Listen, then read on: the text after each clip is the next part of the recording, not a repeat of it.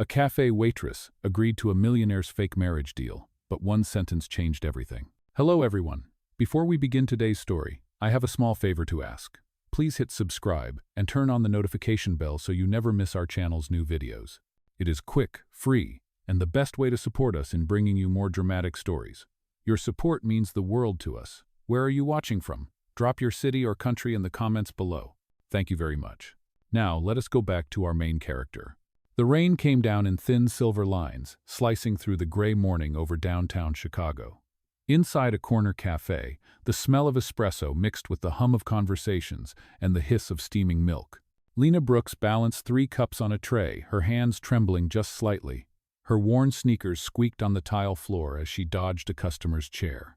She was 24, tired, and 3 weeks behind on rent. Her mother's medical bills had doubled after the last hospital visit. The only thing holding her together was routine smile, serve, pretend life was not collapsing. "Excuse me, miss," said a man at table 5. "This isn't soy milk." Lena forced a polite smile. "I am sorry, sir. I will fix it right away." The man sighed dramatically. "Typical. You people never listen." Quote. The words stung, but she swallowed her pride, turned, and nearly bumped into another customer, dark suit, clean haircut, an aura of quiet authority. He caught the edge of the tray before it fell. "You should not let them talk to you like that," he said softly. Lena blinked, startled by his calm voice. "It is fine. Some people just need to feel bigger than they are." His mouth curved, almost a smile. "That is an interesting philosophy." She nodded once and hurried back to the counter. But when she turned around again, he was still watching her, thoughtful, assessing, almost as if he was memorizing her. That man was Ethan Ward, 32, CEO of Ward & Hale Holdings, a multi-million-dollar real estate empire. What no one knew was that this cafe, the Bloom Room, was one of his smallest investments, a place he bought years ago to test his staff's customer service. He owned the walls she cleaned, the machines she refilled, the paycheck she barely lived on, and yet he stayed quiet, pretending to be just another customer with time to kill. Later that afternoon, when the lunch crowd thinned, Ethan was still there, coffee cold, papers spread across the table. Lena approached hesitantly. "Would you like a refill?" He looked up. "Actually, I would like to ask you something. Unusual." She hesitated. "Unusual how?" He folded his hands. "I need a wife. For a month." The clatter of a dropped spoon echoed from another table. Lena froze. "I am sorry, what?" Ethan leaned back, unbothered. "Not a real marriage. A contract arrangement. You help me with public appearances, charity galas, family dinners. You will be paid very well." "That is," she stammered, half laughing, half angry. "That is insane. You cannot just hire a wife." He met her gaze steadily. "You can say no, but think before you do." He slid a sleek business card toward her. "My assistant can explain the details if you change your mind." "Got." She stared at the card, her heart pounding. Ward & Hale Holdings. She knew that name, everyone did. "Why me?" "Because," he said quietly, "you are the first person who has spoken to me today without pretending." The words hung between them like static in the air. Lena's mouth opened, then closed. She wanted to throw the card back, to call him arrogant. But something in his eyes stopped her, something weary, almost lonely. Outside, thunder rolled. Inside, time seemed to pause. What kind of man made that kind of offer to a stranger? And what kind of woman would ever say yes? If someone offered you a contract like that to marry a millionaire for 30 days to save your family, would you take it? Tell us in the comments. I'm curious how many of you would say yes. Lena slipped the card into her apron pocket without realizing it, still shaking her head, still trying to convince herself it meant nothing. But later that night, when her landlord taped a red eviction notice on her door, those impossible words came back to her. "I need a wife. For a month." And just like that, the story truly began. The next morning, the city was still half asleep when Lena stood in front of the mirror in her small apartment. Her eyes were red from crying, and her hands clutched the red eviction notice that had been taped to her door the night before. The numbers on it felt heavier than bricks. 3 months overdue. She whispered to herself, "What am I supposed to do now?" Her phone buzzed. A message from her mother. "The doctor says I need another round of medication. It is expensive, but do not worry, sweetie." Lena closed her eyes, fighting the sting of guilt. She looked down at her apron pocket and saw the corner of the business card still sticking out. The name glinted under the morning light, Ethan Ward. By noon, she was standing in front of a tall glass building in the heart of downtown. Ward and Hale Holdings. The revolving doors looked like they belonged to another world. She almost turned back twice before finally stepping inside. The lobby was silent except for the clicking of heels and the low hum of air conditioning. At the reception desk, a woman in a sharp navy suit greeted her. "You must be Miss Brooks. Mr. Ward is expecting you. Please, this way." Quote. Lena's heart pounded as the elevator climbed. When the doors opened, Ethan was waiting. Gone was the casual cafe customer. In his place stood a man in a charcoal suit, posture straight, confidence radiating from every breath. "Miss Brooks," he said evenly, "thank you for coming." "I am not sure why I did," she admitted, clutching her purse. He gestured toward the window where the skyline stretched endlessly. "Because you have run out of options." Quote. His words hit harder than she wanted to admit. "If you just wanted to insult me, you could have called." He shook his head. "It is not an insult. It is reality. I am offering a business deal, not charity. You need money. I need a wife for 1 month. We can help each other." Lena crossed her arms. "You make it sound like a corporate merger." "In a way, it is," he said. "Let me explain." He laid a slim folder on the desk. Inside were printed pages, the agreement. "Clause 1, he began. "The marriage will last 30 days. Public appearances required. Clause 2, separate living quarters, unless otherwise needed for public image. Clause 3, no intimacy. This is a professional arrangement. Clause 4, confidentiality. Nothing leaves this room. Clause 5, a compensation of $50,000, payable upon completion." Lena's eyes widened. "50,000? For pretending to be your wife?" Ethan's voice stayed calm. "Yes, and I will handle your mother's hospital bills immediately. In return, you will attend 5 events as Mrs. Ward, a gala, a charity dinner, 2 interviews, and 1 family gathering. After that, we sign a dissolution document and walk away." Lena paced the office, her mind spinning. "Why me? Out of all the women in Chicago?" He leaned against the desk, his expression unreadable. "Because you are honest. You looked me in the eye when everyone else looked at my money. That is rarer than you think." Her throat tightened. "You do not even know me." "Then let me," he replied softly. The silence that followed was thick. Outside, traffic horns echoed faintly through the glass walls. Lena looked at the folder again, the neat paragraphs, the black ink, the place for her signature. It felt like a deal with fate itself. "You know this is insane," she whispered. "Completely," he said, almost smiling. "But sometimes the insane choices are the only ones that change anything." Her fingers hovered above the paper. Her pulse thudded in her ears. Every logical part of her screamed to walk away, yet something deeper, the desperate, trembling part, told her to stay. She finally spoke, voice low. "I will need to think about it." Ethan nodded. "You have 24 hours. After that, the offer expires." He walked her to the elevator himself, his steps measured. As the doors closed between them, she caught one last glimpse of him, calm, collected, unreadable. Outside, the wind cut through her thin coat. She looked up at the towering building and whispered, 1 month. What could possibly go wrong? And though she tried to sound brave, she already knew. Nothing about this would be simple. That night, as she lay awake, the words repeated in her head like a haunting rhythm. "You need money. I need a wife." Quote. Somewhere in the city, Ethan Ward looked out his window at the same gray skyline and murmured, "Let us see if honesty can survive a lie." The next evening, Lena stood once again in the marble lobby of Ward and Hale Holdings. Her stomach churned with nerves as the receptionist led her to the executive conference room. Inside, Ethan waited at the long glass table, the contract folder open between them. A notary sat quietly in the corner, pen ready. Ethan rose when she entered. "Miss Brooks, I trust you have made your decision." Lena hesitated. She had barely slept. Every voice in her head had screamed no, but then her mother's weak voice on the phone had reminded her what was at stake. She set her purse down and said quietly, "Where do I sign?" Ethan nodded once. "Page 3, bottom right." Her pen hovered for a moment. "This feels like selling a piece of my soul," she muttered. He met her eyes. "No, it is an exchange of trust. Nothing more." "Good." The scratch of the pen filled the room. With that one motion, the deal was sealed. The notary stamped the papers, gathered them, and left without a word. Ethan turned to her. "There are a few things you should know before we begin." He handed her a small black notebook. "Schedule, rules, and details of the events. Read it tonight." She flipped through the pages. Fitting appointments, media schedules, etiquette lessons, and something that made her laugh softly, a page titled, "Do Not Panic." Quote, Ethan raised an eyebrow. "Something funny? I just never thought panic would be part of the job description," she said. His lips curved slightly. "It usually is."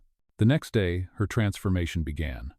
At 9 a.m., a black car picked her up from her apartment. Inside waited a stylist team, their energy buzzing with excitement. "We are here to make magic," one of them announced. By noon, Lena barely recognized herself. Her hair gleamed like dark honey, her nails perfect, her old clothes replaced by an elegant cream suit.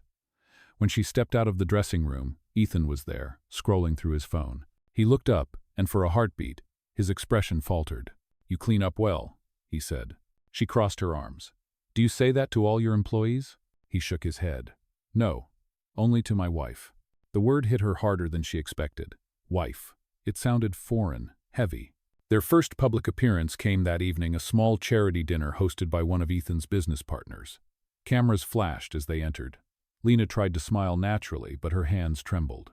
Ethan leaned close enough for only her to hear. "Relax. They already believe the story. Just play along."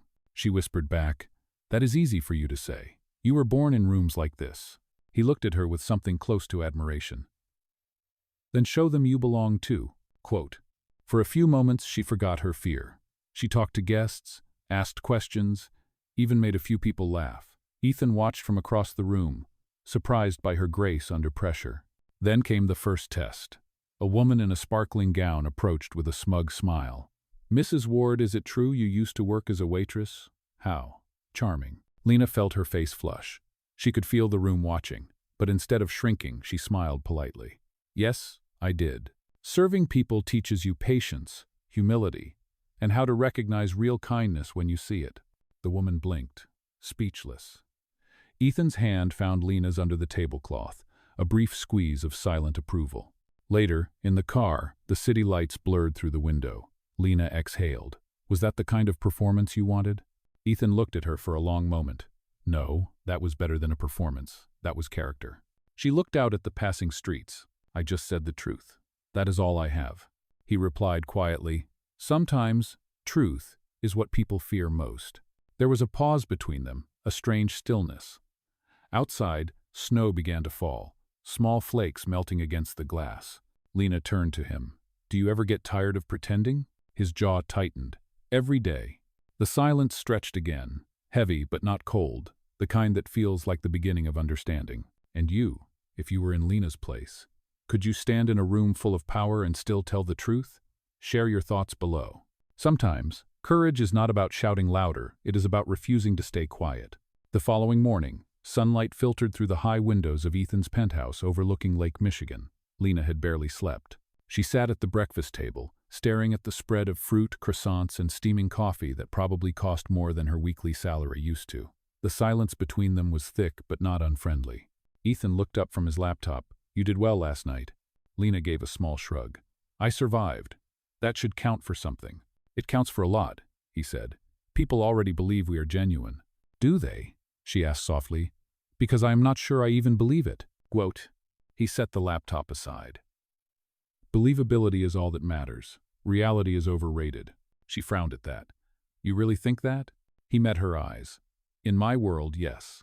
Her gaze dropped to the contract folder sitting on the counter, the neat black and white rules she had agreed to. For 30 days, she would act, smile, and play the perfect wife. For 30 days, she would live a lie that paid for her mother's medicine. After breakfast, Ethan's assistant arrived with a list of lessons. Table manners, wine etiquette, basic French greetings for investors. Lena endured them all, though she laughed at her own clumsiness more than once. The etiquette coach finally sighed. "You are hopelessly honest, Miss Brooks. Try to act like you belong." "I do not want to act," Lena replied. "I just want to be." By late afternoon, she stood in front of a mirror again, this time in a deep blue gown for the upcoming corporate gala. Ethan walked in, adjusting his cufflinks. He paused when he saw her. "You look exactly as I imagined," he said quietly. She arched a brow. "Expensive?" He smiled faintly. "No, unpretentious. And that is rarer than you think."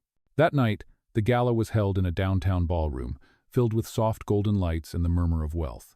As Ethan guided her through the crowd, cameras flashed and heads turned. Lena's heart raced. She could feel eyes judging, comparing, measuring. "Remember," Ethan whispered, "they are looking at us, not through us." She nodded, breathing in slowly. At their table, a silver-haired board member leaned in. "Mrs. Ward, I hear you used to be a waitress. Tell me, how did you capture the heart of our most unattainable bachelor?" A few nearby guests chuckled softly. Lena felt the sting but smiled anyway.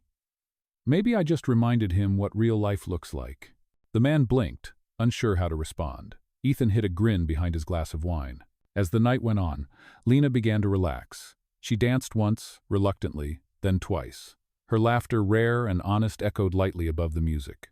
Ethan watched her from a few steps away, his expression unreadable.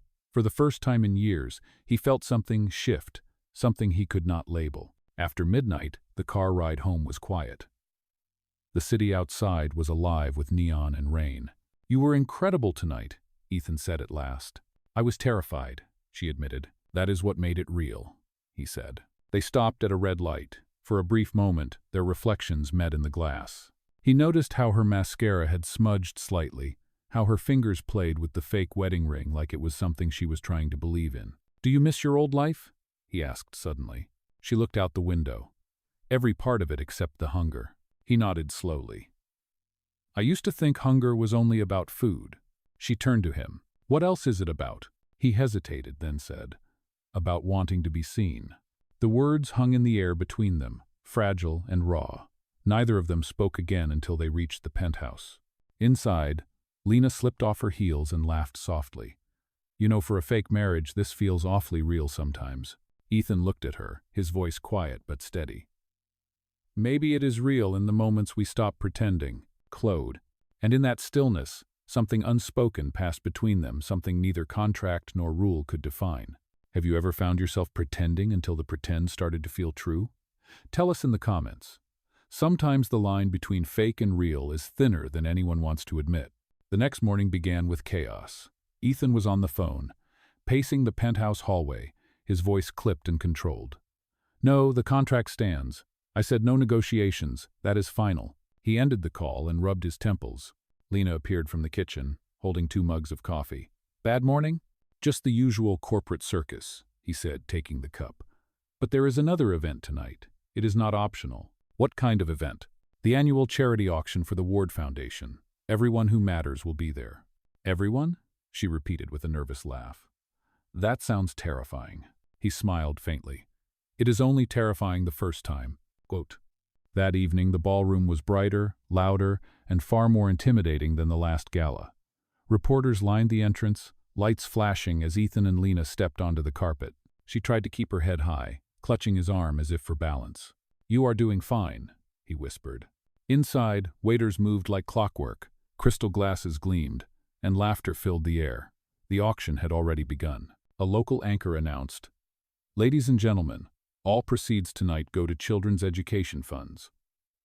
Our next item, a private dinner hosted by Ethan Ward himself. Applause rose. Lena smiled automatically, but something in Ethan's expression shifted. She saw it the flicker of discomfort before his usual calm returned. During the dinner portion, Lena was seated between 2 women who clearly knew Ethan well. One leaned closer with a conspiratorial grin. "So, Mrs. Ward, how did you manage to capture his attention? You must have some secrets." Lena laughed lightly. "If I did, I would probably auction them off too." The table chuckled, and the tension eased. But then the second woman added casually, "I heard this marriage was rather sudden. Some say it is more business than romance." Lena froze. Her fingers tightened on her fork. "People say many things," she said evenly. "The truth is usually less exciting." "Come sit." Ethan reached under the table and brushed his hand against hers, a quiet gesture of support. When the auction ended, they moved to the photo area. A journalist called out, "Mr. Ward, what inspired your sudden marriage?" Cameras flashed, voices overlapped. Ethan started to answer, but Lena, surprising even herself, stepped forward. "Sometimes life surprises you," she said with a confident smile. "You meet someone who changes the way you see everything. Maybe it is not perfect, but it is ours." The reporters murmured approvingly, snapping more photos. Ethan looked at her, something proud flickering in his eyes. Later, as they left the event, he opened the car door for her. "You handled that beautifully." She sighed. "I improvised, I was just trying to protect the story. You did more than that, he said. You protected me. In the car, silence stretched again. The city lights reflected off the windshield, painting their faces in shades of gold. You seemed uncomfortable when they mentioned the dinner auction, she said quietly. He hesitated. It was my mother's favorite event. She started it years ago. Every year I host one dinner myself. It feels wrong without her. Her voice softened. I am sorry. I did not know. He looked at her. You listen more than most people do. Quote, maybe because most people talk too much, she replied with a faint smile. They arrived back at the penthouse. Ethan held the door for her but lingered in the entryway, his expression unreadable. You are not what I expected when I offered you that deal. And what did you expect? She asked. Someone who would play the part, he said. Not someone who would change it. For a long moment, neither moved. The city outside hummed softly, the sound of cars blending with the rhythm of their unspoken thoughts. Finally, Lena said, if you think I am changing things, maybe that is a good sign. He smiled faintly. Maybe it is. She walked toward her room, pausing at the door. Good night, Ethan. Good night, Mrs. Ward, he replied, voice quieter than usual. As the lights dimmed, both of them lay awake in separate rooms, wondering when pretending had stopped feeling like an act. And you, if you had to live a lie to protect someone else, could you do it? Tell us in the comments. Sometimes the strongest truths are born from the gentlest deceptions. The next few days passed in a blur of rehearsed smiles and flashing cameras. Every morning began with a schedule. Every evening ended with exhaustion. Yet somewhere between interviews, charity events, and quiet car rides, something in the air between them began to change. One night, after another fundraiser, Lena walked barefoot across the marble floor of the penthouse, carrying her heels in one hand. The city outside shimmered with cold blue lights. Ethan stood on the balcony, jacket off, sleeves rolled, staring out at the skyline. You never sleep, do you? She asked softly. He glanced back. Habit. When you run a company this size, sleep becomes a luxury. She joined him by the railing. Or maybe you just do not know how to turn your brain off. Quote. He smiled faintly. Guilty. They stood there for a while, the wind tugging gently at her hair.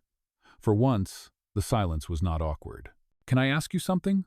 Lena said. Of course. Why did you really need a wife? The contract says it was for the board, but that cannot be all. Ethan took a slow breath. My grandfather built this company. The board wanted to merge with a foreign investor, but they also wanted stability, an image of a grounded, family-oriented leader. They did not trust a single man to run it alone. I gave them what they wanted temporarily. She studied him. So this whole thing is just to make them feel safe? He looked down. It started that way. But now, I am not sure what it is anymore. Her chest tightened at his honesty. You know, you could have hired an actress. Someone who knows how to fake everything. I did not want fake, he said. I wanted believable. And you, Miss Brooks, have never been able to fake a thing in your life. She laughed softly, shaking her head. That is probably the nicest insult I have ever received. Ethan turned toward her. It was not an insult. Their eyes met, and for a moment, neither looked away. The city noise faded, replaced by something quieter, something fragile. He spoke again, voice lower now. You have changed the way I see people. I used to think honesty was a weakness. Now I see it as the only thing that lasts. Lena felt her throat tighten. Do not say things like that, it makes this harder. He stepped closer, but stopped himself, leaving a careful distance. What if I want it to be harder? Then you are breaking your own rules, she said, forcing a small smile. He nodded slowly. Maybe they were the wrong rules. For a long time, neither of them spoke. Then Lena looked up at him, eyes soft. Do you ever miss being just a person? Not a headline, not a CEO, just someone ordinary? All the time, he admitted. What about you? Do you miss being invisible? She thought for a moment. No, I think I just miss being seen for the right reasons. That answer hit him harder than she realized. Later that night, she found him sitting at the piano in the corner of the living room. His fingers moved slowly across the keys, playing a quiet, unfinished melody. I did not know you played, she said. I used to, he replied. Before everything became about numbers. She leaned against the piano, listening. It is beautiful. What is it called? He looked up at her, a small smile tugging at his lips. It does not have a name yet. Maybe you should give it one. She thought for a moment. How about pretend? He chuckled softly. Too honest. Then maybe honest pretending, she said. His laugh faded into a soft silence. That might be the story of us. Lena met his gaze. Maybe it is. Outside, the wind picked up, brushing against the tall windows. The night stretched quiet and tender. Somewhere between truth and illusion, two people stood side by side, no longer sure which world they belonged to. Have you ever felt something real grow out of something that was supposed to be fake? Tell us in the comments. Sometimes love begins the moment we stop trying to prove it is not real. The next morning, the illusion began to crack. Lena woke to the sound of her phone vibrating. Half asleep, she answered. On the other end was a voice she did not recognize, sharp, impatient. Miss Brooks? This is Daniel Clay from the Herald. We have confirmed reports that your marriage to Ethan Ward is fake. Would you like to comment before the story goes live? Her stomach dropped. That is not true, she said automatically. Then you should probably talk to Mr. Ward, the reporter replied, and the line went dead. Lena sat frozen for a full minute. The words echoed in her head: fake marriage, confirmed reports. How? Who could have known? By the time she reached the living room, Ethan was already on a call, face pale, tone controlled but furious. You told him what? He barked into the phone. No, I do not care what the shareholders think. This was supposed to stay internal. He ended the call and looked at her. Ethan, she whispered. They know. Go. He nodded once. It was leaked. Someone in the company, probably Simmons. The assistant who wanted your job? Yes. His voice was tight. He must have accessed the contract files. He is feeding the press. Lena pressed her hand to her chest. What happens now? They will twist everything, he said quietly. They will say I bought you, that you sold yourself. Her face went white. Then it is over. The deal. Everything. He stepped closer. No, not yet. We can control the story. But I need you to trust me. I have trusted you from the start, she said. Maybe that was my mistake. His eyes flickered with hurt, but he said nothing. Within hours, the headlines exploded. CEO's secret marriage contract exposed. Waitress wife or paid partner. Outside the penthouse, reporters camped on the street. Cameras flashed through the lobby glass. Lena stayed inside, staring at her phone as thousands of comments poured in. Some defended her, but most were cruel. Gold digger. Social climber. Paid actress. That night, Ethan came to her door. We have to make a statement, he said. I am not sure I can, she answered. Everything I do, they twist it. Then let me fix it, he said. Her voice broke. You cannot fix what people want to believe. He reached for her hand, but she stepped back. Do you know what hurts the most, Ethan? That somewhere in their story I can almost see how they could believe it. Quote. He said nothing, only looked at her with that quiet guilt she had begun to recognize. The next morning, she packed her bag. When Ethan found her by the door, she did not turn around. Lena, please, he said. If you walk out now, they win. This is not about them, she said softly. It is about me. I cannot be a headline in someone else's damage control. He took a step closer. Then tell me what to do. She turned, tears in her eyes. Tell them the truth, even if it ruins you. Yen. He nodded slowly, his voice low. If that is what it takes. When the elevator doors closed behind her, Ethan stood there, the sound of her footsteps fading like the echo of everything he had not said. Down on the street, the crowd turned their cameras toward her. Flashbulbs exploded. Someone shouted, Miss Brooks, was it all for money? She did not answer. She just kept walking. Back upstairs, Ethan opened his laptop and stared at the statement he had drafted. His fingers hovered over the keyboard. For the first time in his life, the right move was not the safe one. He whispered to himself, no more pretending. Then he began to type. And you, if telling the truth meant losing everything you built, would you still do it? Share your thoughts below. Sometimes the price of honesty is everything you thought you wanted, but it might also be the only thing that sets you free. The next day, the world watched. Every news channel ran the same footage. Ethan Ward walking into the press conference hall, face unreadable, suit immaculate. Cameras clicked in a furious rhythm. A sea of voices shouted questions. But he said nothing until he reached the podium. Good morning, he began, his tone steady. I know why you are all here. You have questions about my marriage to Lena Brooks, so let me answer clearly. The crowd went silent. Yes, Ethan said. Our marriage began as a contract. Gasps rippled through the room. It was my idea. I believed that an image could fix what integrity could not. I was wrong. He took a deep breath. Lena Brooks did not deceive anyone. She did not chase my money, nor my name. She showed me what it means to stand in truth, even when lies are easier. He paused, eyes scanning the reporters. If anyone should be held accountable, it is me. I hid behind a contract to avoid being vulnerable. She deserves better than the story we wrote about her. Quote. A reporter shouted. So what is she to you now, Mr. Ward? Ethan looked straight into the cameras. She is the person who reminded me that love and honesty are the same language. Flashbulbs exploded. The room erupted. Ethan left the podium, ignoring the shouting behind him. His statement went viral within minutes. Some called it foolish. Others called it brave. Meanwhile, Lena sat alone in a small diner on the edge of the city, watching the live broadcast on the muted television. The screen showed his face calm, resolute, real. Her hand trembled around her coffee cup. The waitress, an older woman with kind eyes, glanced over. You okay, honey? Lena nodded slowly. Yes, I think I finally am. Hours later, rain began to fall again. She walked home through the drizzle, her thoughts loud in the quiet streets. For the first time since the scandal broke, she felt something she had not felt in weeks' peace. Then her phone buzzed. A message. From Ethan. I told them the truth. I do not know what happens next. But if you can forgive me, come to the Bloom Room at sunset. Lena read it twice. Her heart pounded. The Bloom Room, the cafe where it all began. As the sun dipped below the skyline, she stood outside the glass door of that same cafe. Through the window, Ethan waited at their old table, the contract folder gone, replaced by a single cup of coffee and a small ring box. When she stepped inside, the bell above the door chimed softly. Ethan rose, eyes searching hers. I was not sure you would come, he said. I almost did not, she replied. But then I remembered something you once said, that honesty is what lasts. He nodded. It took losing everything to understand that. Lena looked around. The place was quiet, warm, familiar. You could have rebuilt your image without this, she said. You risked everything. He smiled faintly. Maybe I was finally ready to stop being an image. She sat down across from him. So, what now? Ethan reached into his pocket, opening the small box. Inside was a simple gold ring, no diamonds, no logos, just truth. This time, he said softly, no contracts, no lies, just a question.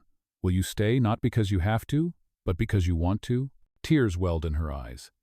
You really do not make it easy, do you? He smiled. Never claimed to. Lena took the ring from the box, turning it between her fingers. You know, you could have started with coffee. That would have been easier. Then we would not be here, he said. Outside, the rain turned to light mist. Inside, the quiet hum of the espresso machine filled the air. She slid the ring onto her finger. All right, she whispered. Let us see what real looks like. And for the first time, there were no cameras, no contracts, just two people choosing truth over perfection. Would you take back someone who lied if they told the truth to the whole world to make it right? Tell us in the comments. Sometimes love does not need to be perfect, it just needs to be honest. A full year later, the story that once broke headlines had turned into something else entirely. No more tabloids, no more gossip, just two people who had learned how to live without pretending. It was spring in Chicago, the kind that brought back sunlight after months of gray. The Bloom Room Café was busier than ever. Laughter filled the air, coffee cups clinked, and at the corner table sat Ethan and Lena, now business partners, now something more. A small sign by the counter read, Under new management. Kindness served here. Lena poured coffee into Ethan's mug and teased, You still do not know how to brew this right, do you? He smiled. I prefer leaving the art to the professional. She rolled her eyes. You say that only because I own 51% of this place. Ethan grinned. Exactly. I learned to choose my battles. Their banter drew warm glances from customers. For people who once lived under public scrutiny, this ordinary piece felt like luxury. On the wall behind them hung a framed photo, the two of them standing outside the cafe the day they reopened it. Below the photo, a small plaque read, The first time I saw her, she was real. Quote, Later that afternoon, the bell over the door rang. It was Mrs. Jensen, one of Lena's regulars from before the chaos. Well, would you look at this? She said cheerfully. You two turned a scandal into a love story. Lena laughed. Or maybe the love story was hiding inside the scandal all along. Ethan added, Either way, we finally got the ending right. They shared a look, one that still carried every moment of the past year, the storm, the silence, the second chances. As the day faded, Ethan stepped outside to close the patio umbrellas. Lena followed, wiping her hands on her apron. The city lights flickered on, glinting off the lake. "You know," he said, "every time I pass this place, I remember that first day when you looked at me like I was just another customer." She smiled. "You were just another customer. The problem is you did not stay that way." He laughed. "No, I did not." She crossed her arms. "You think the world believes in us now?" Ethan shook his head. "It does not matter. We believe in us." A gust of wind blew through, carrying the scent of coffee and spring flowers. Lena looked up at the sky. "You never answered my question back then." "Which one? What could possibly go wrong?" He chuckled. "Everything did. And somehow that made it right." They stood together in the doorway, as the cafe lights glowed behind them. The world that once judged them now walked by without noticing, and that anonymity felt like freedom. Inside, a young couple sat at their old table, the same spot where a waitress once took an impossible offer from a stranger. Lena watched them quietly, smiling. "Do you ever miss the noise?" Ethan asked. "No," she said. "I like the quiet truth better." He took her hand. "Then let us keep it that way." Comes one. From somewhere inside, the soft melody of a piano played the song Ethan had written months ago. Honest Pretending. It drifted through the cafe like a gentle echo of everything they had survived. Lena leaned her head against his shoulder. "Do you realize," she whispered, "we started as a contract and ended as a promise?" Ethan looked down at her. "A promise with no expiration date." She smiled. "Good, because I am terrible at keeping deadlines." Quote. He laughed quietly, kissed her forehead, and said, "Then we will make this one last forever." The camera of memory would have faded there, the cafe glowing in golden light, the two of them framed in the doorway, laughter and love woven into the same breath. And as the music swelled, the final words played in Ethan's voiceover. "Sometimes the richest deals are not written on paper. They are written in the way we choose to love, imperfect, unpolished, but true." Quote, "What about you? Do you believe that something fake can turn into something real when honesty takes over? Tell us below. Because sometimes the most beautiful stories are the ones that stop pretending.